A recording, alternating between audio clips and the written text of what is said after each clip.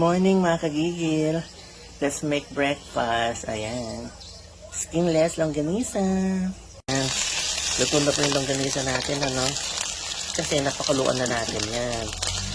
Maganda kasi yung ganun para juicy yung loob ng longganisa. Hindi direktang may pipito. Masusunog siya. Okay?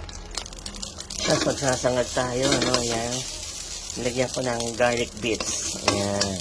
From the same pan para yung ano ng longganisa manamis-namis ang ating sinangag.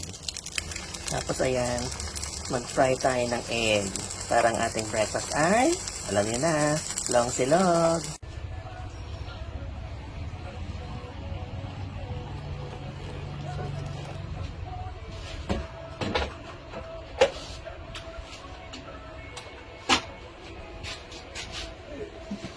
Ayan mga kagigil. May breakfast na tayo, no? Ang ating coffee. At ang ating almusal ay, ayan, long silog. Tapos yung tira pa natin gulay kahapon, sama na natin. Okay, breakfast na tayo mga kagigil. God bless you all.